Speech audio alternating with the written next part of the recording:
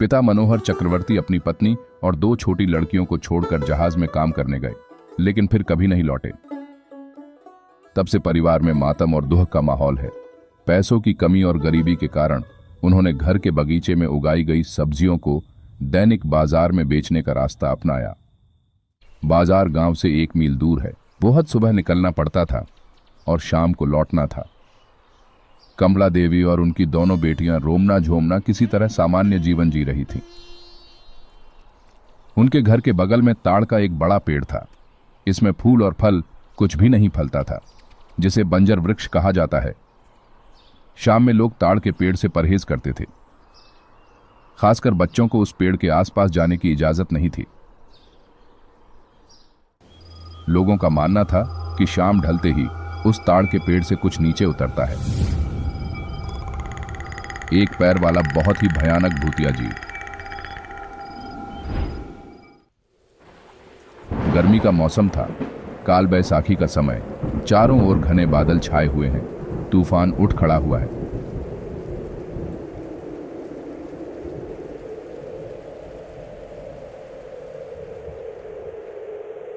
हवा खिड़कियां और दरवाजे में दस्तक देने लगी। इस बीच बाजार में तूफान अभी शुरू ही हुआ है। आसपास हर कोई दुकानें समेटने में लगा हुआ है। कमला भी घर लौटने की तैयारी कर रही थी कि अचानक बिशु ने आवाज दी। मुझे लगता है तूफान आएगा, थोड़ा ठहर जाओ। नहीं बिशु दादा, रुकने से नहीं चलेगा। मुझे जल्द से जल्द घर पहुंचना है। जैसे ही कमला की बात खत्म हुई, बिजली की चमक के साथ बारिश की बड़ी बड़ी बूंदें नीचे गिरने लगी। बेटी, इस तूफान में तुम पहुंच नहीं पाओगी और ये तूफान इतनी जल्दी खत्म नहीं होगा। तेज तूफान है। बात सुनो मेरा, यहीं रुको। पर ना पहुंचे तो? कमला की बात खत्म नहीं हुई। चारों ओर काले घने बादल छा गए और काल बैसाखी में तेज गरज चमक के साथ बारिश होने लगी। तीव्र वेग से शुरू हुई तूफानी बारिश को 2 हताश और भयभीत आंखों से वो देखने लगी। रात का अंधेरा धीरे धीरे घना होता जा रहा है। बारिश अभी थमी नहीं है। तूफान धीमा हो गया है, लेकिन बारिश पूरे जोरों पर जारी है। घर के बाहर 2 बहनें बैठी हैं। रूमना ने कहा, ए झुमना, रात होने वाली है। हाँ रे दीदी, माँ कब आएगी? पता नहीं, शायद आज नहीं आएगी। सच बोल रही है दीदी, माँ नहीं आएगी। नहीं रे, मौसम को देख, ऐसी तूफान में माँ कैसे आएगी? मुझे बहुत डर लग रहा है। डर मत, माँ शायद सुबह ही आ जाएगी। मुझे बहुत ही डर लग रहा है।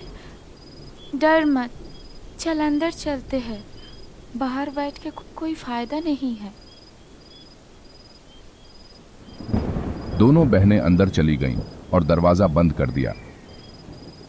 बाहर अभी भी हवा चल रही है। बारिश की रफ्तार के साथ रात का अंधेरा बढ़ने लगा है।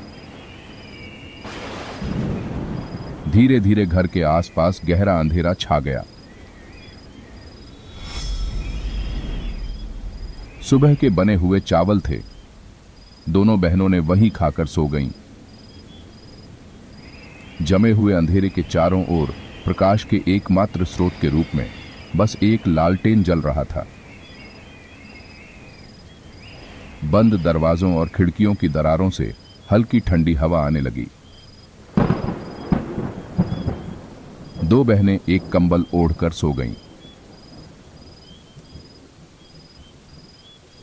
रुमना, अरे ओ रुमना, झुमना, तुम सब किधर गए? दरवाजा खोलो। रात का कौन सा समय होगा? करीब 2 या 2:30 बजे। चारों ओर से हवा की आवाज अब भी आ रही है। आवाज सुनकर रूमना जाग गई। ऐसा लग रहा था मानो कोई उनका नाम पुकार रहा हो। मन का वहम सोचकर वह दोबारा सोने जा रही थी। तभी वो आवाज फिर से सुनाई दी। कहाँ चले गए तुम दोनों? दरवाजा खोल दो। मैं आ गई। बाहर बहुत तूफान है, मैं भीग गई हूँ। दरवाजा खोल दो। फिर वही आवाज रूमना के कानों में आई। वह कांपते हुए उठ बैठी। कमरे में काफी अंधेरा हो गया है। लालटेन की रोशनी भी कम हो चुकी है। दरवाजे की दिशा से अभी भी धीमी आवाज आ रही थी और दरवाजा खटखटाने की हल्की सी आवाज आ रही थी। रूमना ने फिर सुना, रूमना, दरवाजा खोल दो। मैं आ गई हूँ, तुम्हारी माँ। रूमना। नहीं, ये तो सच में ही माँ है। मतलब माँ आ गई है। उसके चेहरे और आंखों पर अत्यंत आश्चर्य और प्रसन्नता की छाप छा गई। बहन अभी भी सो रही थी और इन सब से अनजान थी। रूमना बिस्तर से उतरी और धीरे धीरे दरवाजे की ओर बढ़ी और दरवाजा खोला। जब उसने दरवाजा खोला तो सामने उसकी माँ खड़ी थी। अंधेरे में पूरी बात समझ नहीं आई, लेकिन बाहर से आ रही बिजली की चमक स्पष्ट न होते हुए भी वह समझ गई कि उसकी माँ उसके सामने खड़ी है। खुशी से कहा, माँ, तुम इतनी रात में? हाँ रूमना, मैं ही हूँ। तुम दोनों को छोड़ के अकेले में रह सकती हो क्या? इसलिए तो दौड़ के आई तुम्हारे पास। उसने तुरंत अपनी माँ को गले लगा लिया। बच्ची अपनी माँ को अपने पास देख भूल गई कि वो भीगी हुई है। बहन, देख देख। अरे छोड़ छोड़, मैं तो भीग चुकी हूँ। वह अपनी बहन को यह बताने के लिए बुलाने जाती है कि उसकी माँ यहाँ है, लेकिन जैसे ही वह उसे गले लगाती है, कमला तुरंत उसे दूर झटक देती है। रूमना थोड़ा चौंकी। उनकी माँ की कपड़े पानी में भीग गई है। माफ कर देना माँ। ठीक है, छोड़ दे। सब समझती हूँ मैं। इस बारिश में भीग जाएगी तो ठंड लग जाएगा। चल अंदर चल, जल्दी से अंदर चल। माँ की आवाज में फिर वही वात्सल्यपूर्ण ममता उभर आती है। दरअसल इतने तूफान के बाद उसे अपनी माँ को बाहर खड़े नहीं रखना चाहिए था। दरवाजा बंद करके अंदर आ जा। बारिश भी बढ़ चुकी है। हाँ माँ, चलो। फिर रूमना अंदर से दरवाजा बंद कर देती है। घर के अंदर कीचड़ न हो जाए, इसलिए कमला देवी टोकरी छोड़कर गीले कपड़े बदलने के लिए रसोई में चली गईं। रूमना अपनी माँ से पूछती है, माँ, बत्ती की रोशनी कम हो चुकी है। मैं मिट्टी का तेल डाल दूँ क्या? नहीं, छोड़ दे। वैसे भी बहुत रात हो चुकी है। बत्ती लेके क्या करूँगी? सोना ही तो है। ठीक है माँ। तुम दोनों ने खाना खाया? हाँ माँ। जा जाके सो जा, मैं भी आ रही हूँ। कुछ खाने के लिए दे दूँ माँ? नहीं, उतने से नहीं होगा। तुम दोनों सो जाओ। अगर मुझे भूख लगेगी तो मैं खा लूँगी। कमला देवी ने अंदर से कपड़े बदलते हुए जवाब दिया। रूमना बिना बात किए सो गई। बहन अभी भी सो रही है। उसने अपनी बहन को धीरे से बुलाया। हे झुमना, झुमना, माँ आ गई है, पता है तुमको? झुमना ने नींद भरी आवाज में उत्तर दिया। माँ, कहाँ है दीदी? ये लो, मैं आ गई हूँ। माँ। कमला देवी आकर बिस्तर पर सो गईं। झुमना नींद में अपनी मां से लिपट गई। फिर वो दीदी की तरफ मुंह फेर कर सो गई। मैं पीठ सहला देती हूँ, तुम सो जाओ। बहुत समय बीत गया। बारिश रुक गई है। बाहर से मेंढकों की आवाज आ रही है और झुमना अचानक असहज महसूस करने लगती है। उसने आंखें खोलीं। उसके चेहरे और आंखों पर दर्द का एक अजीब सा भाव उभर आया। उसने धीरे से दीदी को जगाया। क्या हुआ? क्यों बुला रही है? हे दीदी, पीठ बहुत दर्द हो रही है। माँ को बोलना पीठ सहला देने के लिए। झुमना नींद में कमला देवी को बुलाने जाती है, तभी अचानक एक भयानक दृश्य देखकर वह चौंक जाती है। अपनी आंखों के सामने एक भयानक दृश्य अजीब, बदसूरत और भयानक एक प्राणी अपने लंबे तेज कांटों जैसे जीभ के साथ लगातार उसकी बहन की पीठ को चाट रहा है।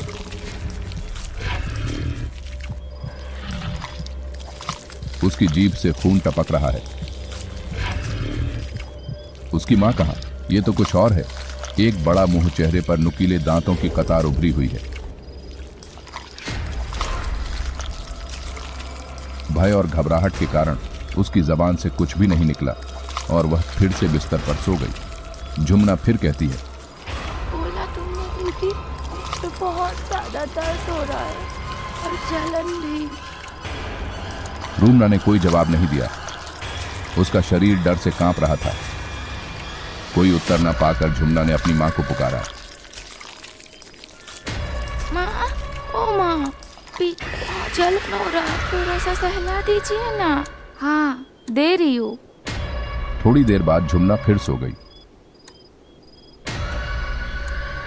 लेकिन रूमना को अब नींद नहीं आ रही थी। वह करवट लेकर लेटे लेटे डर के साथ सोचने लगी। इस रात में कौन आया?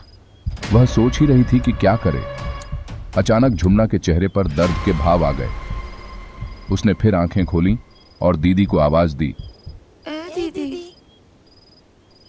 तभी रूमना उसकी ओर मुड़ी और उसे चुप रहने को कहा। माँ नहीं आई है। हमारे बगल वाले तार की पेड़ से भूत आया है। हम लोगों को अभी भागना पड़ेगा।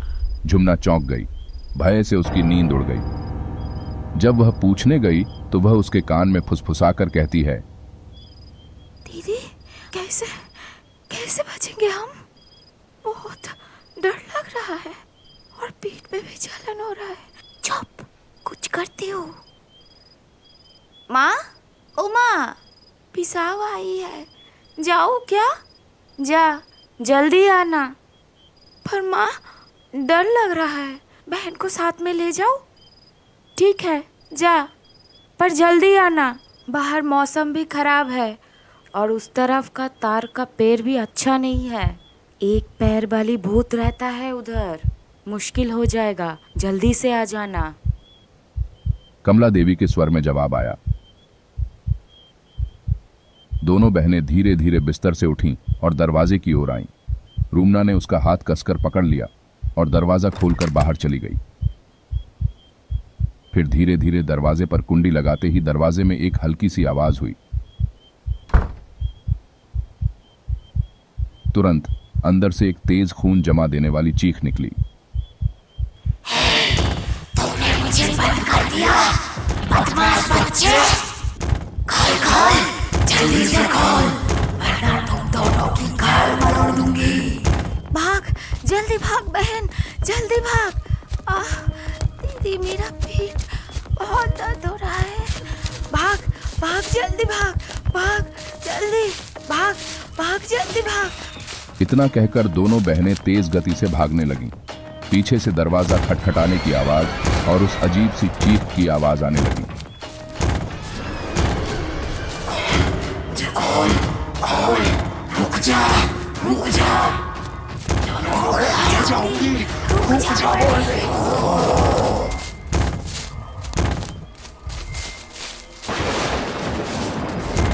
कुछ ही पलों में दरवाजा तोड़कर जीव अपने एक पैर पर कूदकर बाहर आ गया और बड़ी तेजी से उनका पीछा करने लगा। फिर आसमान टूट पड़ा और तेज आंधी के साथ बारिश होने लगी।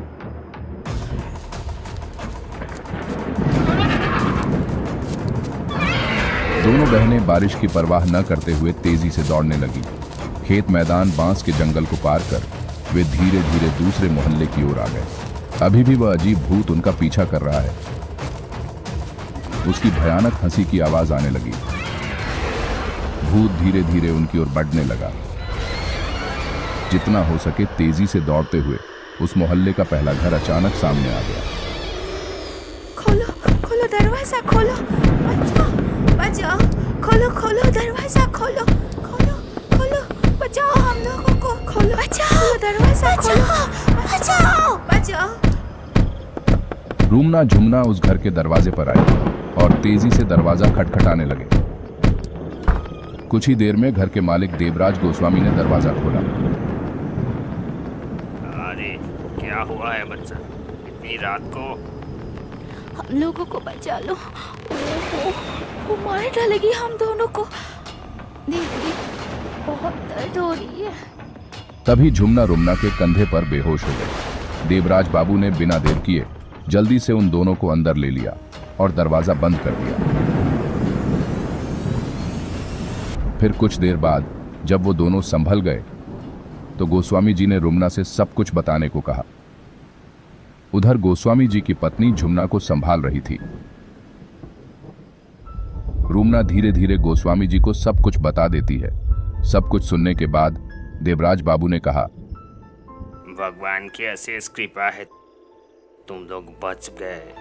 तुम्हारे घर के पास वाला पेड़ अच्छा नहीं है। गांव का एक पैर वाला भूत वहां रहता है, जिसका मुंह बहुत बड़ा है और उसके मुंह से एक बहुत लंबा जीभ बाहर लटकता रहता है और बच्चों की तरफ उसका नजर रहता है। अगर कोई अकेला मिल जाए तो उसको उठाकर लेके चला जाता है। अभी रहने दो वो सब बातें, तुम्हारी माँ जब आएगी तब कुछ बंदोबस्त करेंगे। रात बीत रही थी, तूफान रुक जाता है। गोस्वामी जी और उनकी पत्नी दोनों को अपने पास ही सुला देते हैं।